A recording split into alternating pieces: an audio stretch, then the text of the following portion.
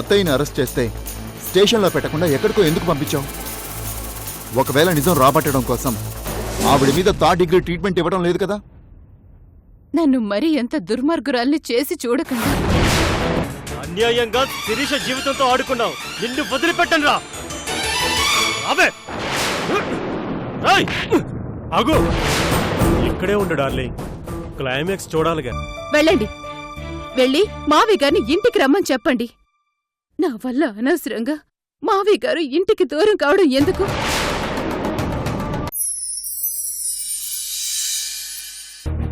అతడు నిన్ను, నీ వ్యాపారాల్ని అన్నిటినీ నాశనం చేస్తాడు. అతడి మాటల్లోనే విన్నాను శిరీష. వాడు నిన్ను నిలువునా ముంచేస్తాడు. వాడు తేనె పూసిన కత్తి, మాటలో నేర్చిన మాయిగాడు. నా మాట విని శిరీష.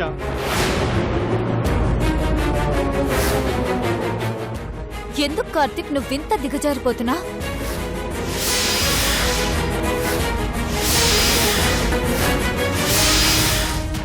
నువ్విలా మారిపోతావని నేను అస్సలు ఊహించలేదు కార్తిక్. నా భర్తని నా ముందే వాడు వీడు అంటున్నావంటేనే నువ్వెలా దిగజారిపోయి మాట్లాడుతున్నావో తెలుస్తుంది. నీకు తెలిసిన ఈ కార్తీక్ మర్యాద కూడా మర్చిపోయి మాట్లాడుతున్నాడంటే ఎంత బాధపడుతున్నాడో కూడా అదే ఆలోచించు శిరీష. నేనే కావాలని అతని మీద అబద్ధాలు సృష్టించి చెప్పడం లేదు. నీ జీవితంలోకి అలాంటి వాడిని ఎలా స్వాగతించావో నాకు తెలియదు, కానీ వాడి వల్ల నీ జీవితం మాత్రం నాశనం కాబోతుంది. ఇది నిజం. నీకు అంతకు ముందు చెప్పాను, వినలేదు. ఇప్పుడు చెప్తున్నాను, ఆ శ్యామ్ మంచివాడు కాదు. వాడు చాలా దుర్మార్గుడు. నిన్ను మోసం చేస్తాడు. ప్లీజ్ కార్తిక్, ఇది చెప్పడానికే నువ్వు ఇక్కడికి వచ్చుంటే దయచేసి ఇక్కడి నుంచి వెళ్ళిపో కార్తిక్.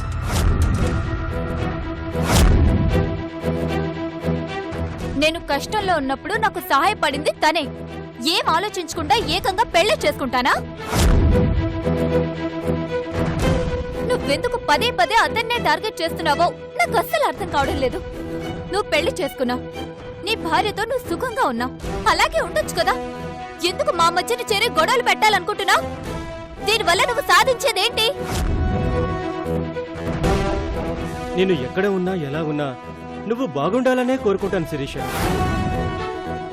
నేనే కాదు, మనస్ఫూర్తిగా ప్రేమించిన ఎవరైనా తను ప్రేమించిన మనిషి జీవితం బాగుండాలనే కోరుకుంటారు.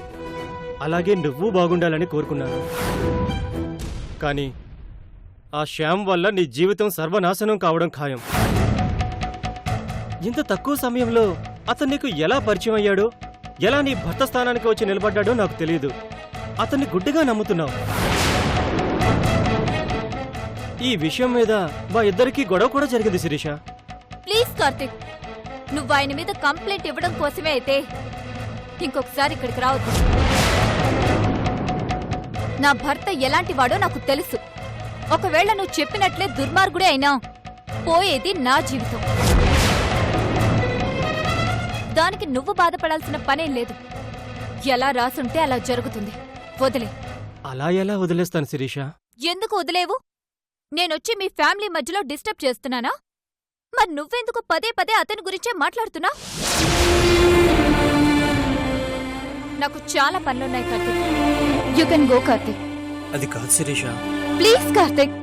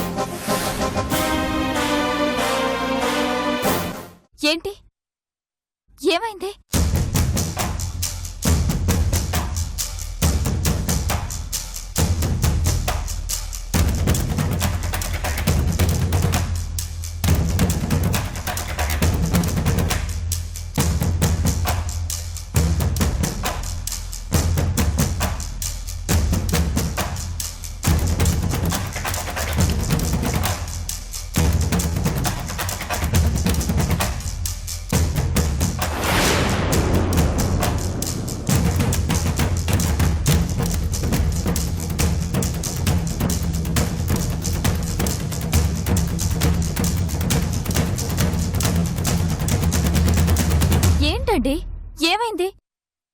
ఎందుకు బట్టలు సర్దుకుంటున్నారు? వెళ్ళిపోతానండి. ఈ ఇల్లు వదిలిపెట్టి వెంటనే వెళ్ళిపోతాను. ఇక్కడ ఒక్క క్షణం కూడా ఉండను మేడం. వెళ్ళిపోతాను.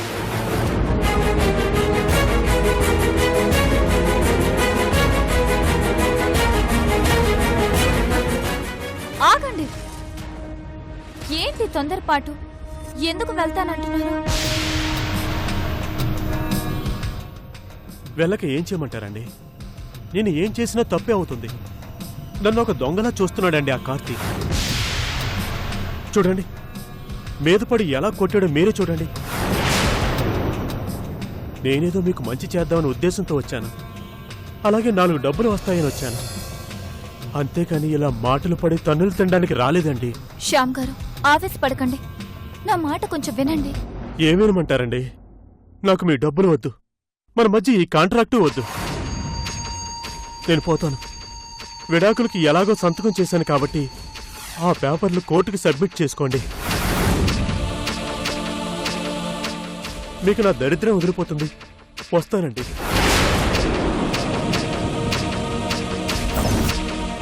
కార్తిక్తో నేను మాట్లాడానండి. అతని మాటలు నేను నమ్మలేదు. మీరు నమ్మరని నాకు తెలుసు, ఎందుకంటే మీరు చాలా మంచి మనుషులు. కానీ ఆ కార్తీక్ నా మీద కక్ష పెట్టుకున్నాడండి. తను ఒక్కడే కాదండి, అతని భార్య కూడా అతనికి తోడైంది. ఆ అమ్మాయి కూడా నా మీద ఏవేవో మాట్లాడేస్తుంది. ఎందుకండి నాకు ఈ కర్మ? నేను ఏ పని చేసుకున్నా నా కడుపు నిండిపోతుంది. నేను ఒక్కరోజు కూడా ఇక్కడ ఉండనండి. నేను పోతాను. మీరిలా వెళ్ళిపోతే మా అమ్మా నాన్నలకి నేను ఏం సమాధానం చెప్పుకోవాలండి? వాళ్ళకిప్పటికే నా మీద పీకల దాకా కోపం ఉంది. ఇప్పుడు మీరు వెళ్ళిపోతే నేను చాలా ఇబ్బందుల్లో పడిపోతాను. మీరు ఇబ్బందుల్లో పడతారని నన్ను రోజు తన్నులు తినమంటారా? భలేవారండి. ఏదో 10 రూపాయలు వస్తాయని, అలాగే మీలాంటి ఓ మంచి మనిషికి సాయం చేసినట్లుంటుందని ఇక్కడికొచ్చానే కాని నాకు బ్రతకడం చేతకాక కాదండి. ఇంత రేంజ్లో కాకపోయినా ఏదో నా రేంజ్కి తగ్గట్టు నేను బతకగలను మేడం.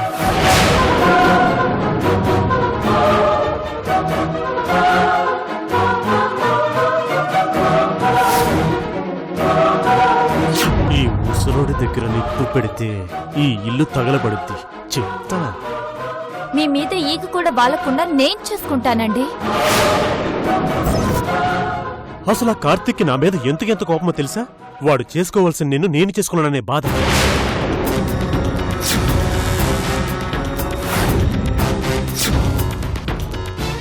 అదే మాట నాతో అన్నాడు. నా శిరీషను నువ్వు పెళ్లి చేసుకుంటావా? వెంటనే నువ్వు 3వ కంటికి తెలియకుండా విడాకులిచ్చి వెళ్ళిపో. నువ్వు పోతే శిరీషను నేను ఉంచుకుంటానన్నాడు.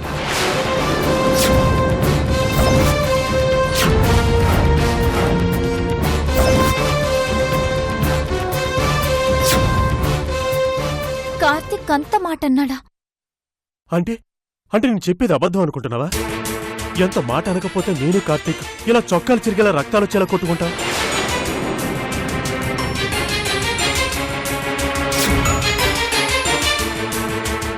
అప్పటికి నేను చెప్తూనే ఉన్నాను, నువ్వు పెళ్ళైన వాడివి, నీ భార్య నీకుంది, ఎందుకు నా భార్య జోలికి వస్తున్నావు అన్నాను. కాని వింటేనా? నువ్వెవడోరా మా మధ్యలో రావటానికి? నాకు శిరీషాక మధ్యలో ఉంటే చంపుతానని ఎలా కొట్టాడు చూడు. నేను నిజం చెప్తున్నాను కదా. ఇటు నీ మొహం అటు మావయ్య గారి మంచితనం చూసి ఊరుకున్నాను కానీ లేకపోతే వాడో నేను తేల్చుకునేవాళ్ళం.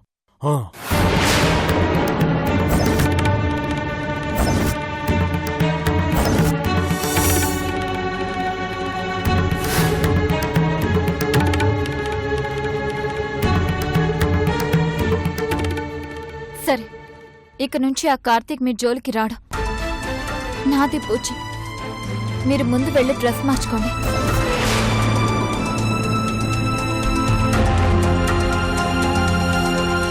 ఇదే లాస్ట్ అండ్ ఫైనల్. మీరు చెప్పారు కాబట్టి ఆగుతున్నాను. లేకపోతే ఇక్కడ ఒక్క నిమిషం కూడా ఉండేవాడినే కాదు. గుర్తుంచుకోండి.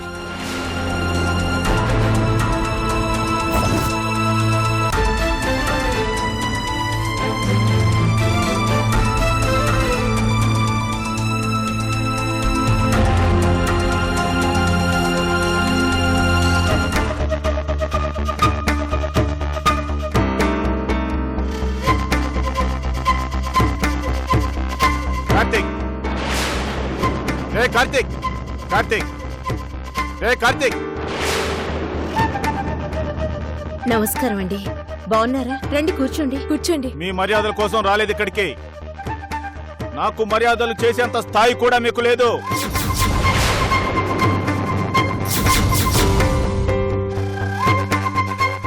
పిలువమ్మా నీ కొడుకుని. రేయ్ కార్తీక్, ఎక్కడ్రా? రారా బయటికి. ఏంటండి ఎందుకలా మాట్లాడుతున్నారు? మంచి మర్యాద లేకుండా అలా పిలుస్తున్నారేంటి? మర్యాద ఎవరికి ఇవ్వాలి మర్యాద? అడ్డమైన పనులు చేసే నీ మొగుడికా, లేకపోతే నీ మొగుడిని అచ్చోసిన ఆంబోతులా ఊరి మీద కుదిలిన నీ అత్తకా? ఎవరికి ఇవ్వాలి మర్యాద? అంకుల్ మీరా? ఎంతసేపు అయింది వచ్చి? కూర్చోండి అంకుల్. ఏరా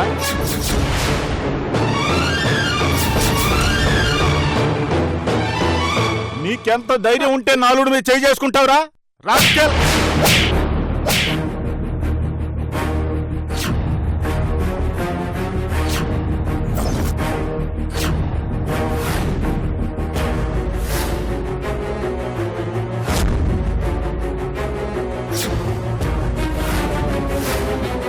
అసలు నిన్నెవరు రమ్మన్నారా నా ఆఫీస్కి?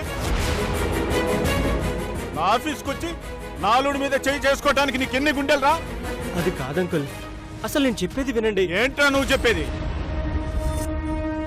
ఒక పెళ్ళైన ఆడపిల్ల వెంట పట్టడానికి నీకు సిగ్గులేదా?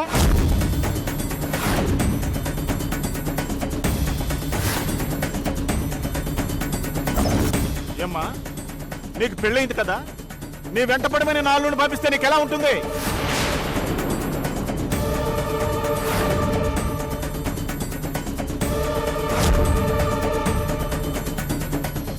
ఏమ్మా కనీసం నువ్వైనా నీ కొడుకుని అదుపులో పెట్టుకోలేవా? నీ కొడుకు ఎంత తెగించాడో తెలుసా? నా కూతురుతో ఇంకా ప్రేమాయణం సాగించాలని చూస్తున్నాడు.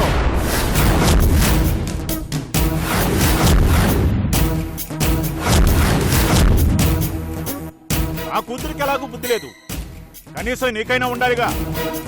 ఇదేనా అమ్మ పెంపకం? సిగ్గు శరం లేకుండా వచ్చి నాలుగు మీద చేయి చేసుకున్నాడు.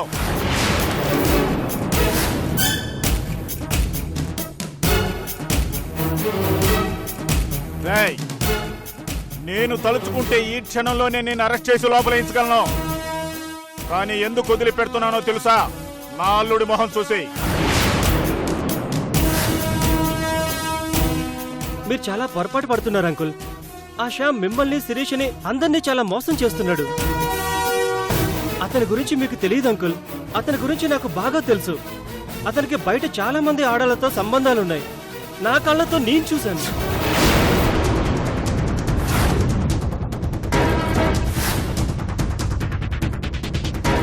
ఇదిగో మా ఆవిడని అడగండి. మహా నువ్వు చెప్పు. మహా ఆ రోజు నువ్వు కూడా చూశానన్నావుగా, అంకుల్కి చెప్పు. అవును అంకుల్, మీ అల్లుడు అమ్మాయికి అబార్షన్ చేయించడానికి తీసుకురావడం నా కళ్ళతో నేను చూశాను. నా మాట నమ్మండి. ఆ విషయం మాట్లాడడానికి వెళ్తానన్నారు, నేనే పంపించాను. శిరీష్ జీవితం నాశనం అవుతుంటే చూసి తట్టుకోలేక వెళ్ళమని చెప్పాను అంకుల్. నా కూతురి జీవితం నాశనం అవుతుంది. ఎవరి వల్ల? నాలుడు వల్ల కాదో, ఇదిగో మీ వల్ల.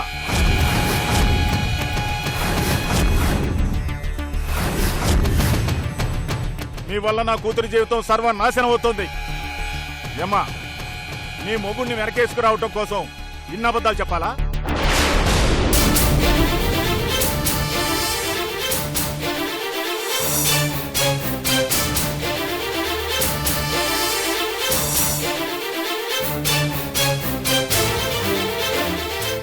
అయినా మా అల్లుడు ఎలాంటి వాడో మీరు చెప్తే గాని తెలుసుకోవాల్సిన పరిస్థితుల్లో నేను లేను.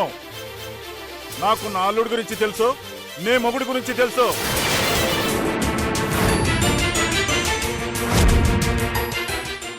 అయినా నా అల్లుడు ఎలా పోతే మీకెందుకు? పోతే నా కూతురు జీవితం నాశనం అయిపోతుంది, నీకేంటి?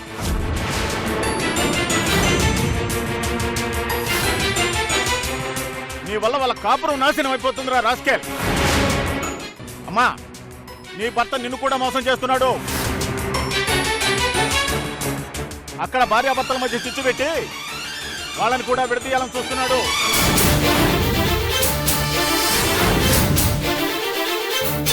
నీ మీద మీద మోజు తీరిపోయింది నీ భర్తకు.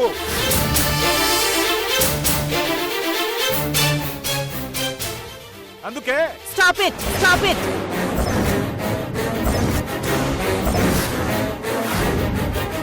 ఇక చాలు, ఆపండి.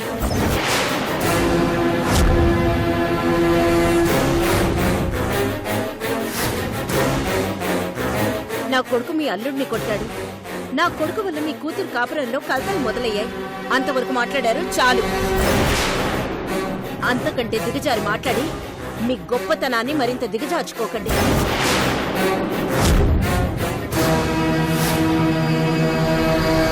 నా కొడుకు చేసింది తప్పే, నేను ఒప్పుకుంటాను.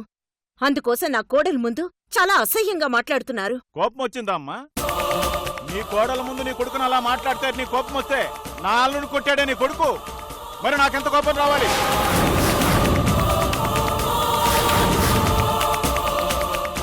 అందుకు నా కొడుకు చేత క్షమాపణలు చెప్పిస్తాను. చాలా అండి.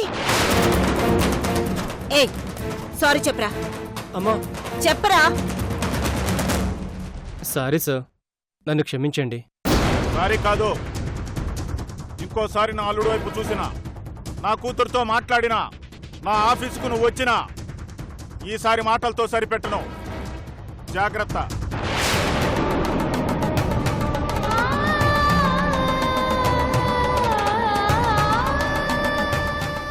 అమ్మా నిజంగా అతను మంచివాడు కాదమ్మా.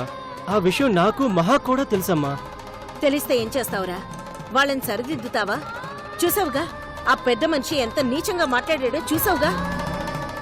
మనల్ని నమ్మిన వాళ్ళ కోసం మనం ఏవైనా చేయొచ్చురా, కానీ మనల్ని అనుమానించే వాళ్ళతో మనం ఏం మాట్లాడగలం? నిజమే బావా, నువ్వు మంచి చేసినా చెడుగా ఆలోచించే ఇలాంటి వాళ్ళకి వీలైనంత దూరంగా ఉండడమే మంచిది బావా. చూడు కార్తీక్, ఈ క్షణం నుంచి ఆ శిరీష గురించి, ఆవిడ భర్త గురించి, ఆ కుటుంబం గురించి నువ్వు మర్చిపో. అనవసరంగా వాళ్ళ విషయాల్లో దూరి మాటలు పడుకో. మమ్మల్ని తిట్టించకు. అంటే శిరీష జీవితం నాశనం అయిపోయినా పర్వాలేదా అమ్మా? మమ్మల్ని రోడ్డుకి ఈడ్చడం నీకిష్టమా? చెప్పరా.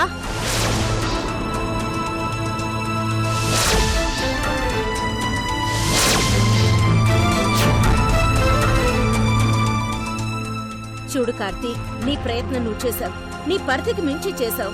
వదిలే. ఎవరి తలరాతని ఎవరూ మార్చలేరు. ఇక నువ్వు వాళ్ళ విషయాలకు వెళ్ళకు.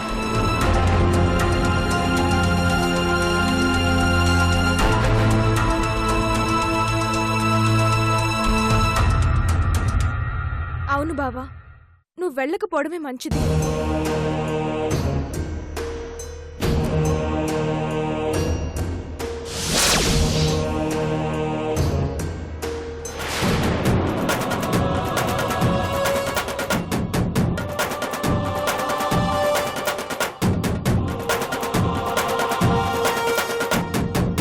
ఏం ఆలోచిస్తున్నారు?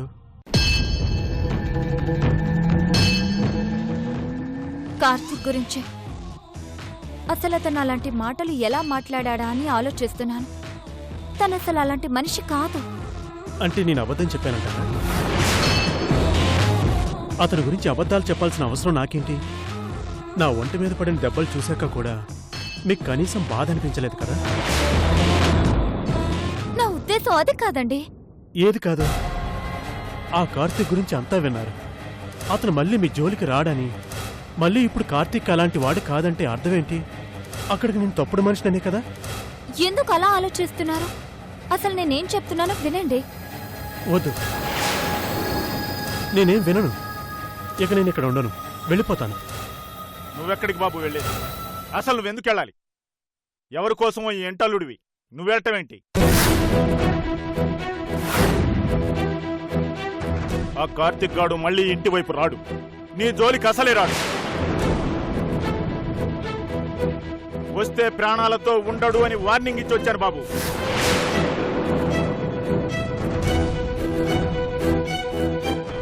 నాన్నా, మీరు వెళ్ళి కార్తిక్ ని తిట్టారా? తింటక ఒకటేసరమ్మంటావా? వాడెవడసలు? నాలుగుని పట్టుకుని కొడతాడా? వాడికి ఎన్ని గుండెలు? మావయ్య గారు, అంటే మీరు ఇందాక మా మాటలు అన్నీ విన్నాను బాబు.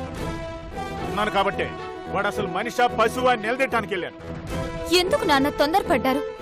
వెనుక ముందు ఆలోచించకుండా వెళ్ళి గొడవ పడ్డవేంటి? అంటే నేను గొడవ పట్టం తప్పంటావా? వాడెవడో వచ్చి నీ మొగుడి మీద చేసుకుంటే చెప్పు తెగేలా కొట్టాల్సిన దానివి ఎందుకు గొడవ పడ్డావు నన్ను అడుగుతా? వాడికి ఎంత ధైర్యం లేకపోతే నా అల్లుడికి విడాకులిచ్చి వెళ్ళిపోమంటాడు?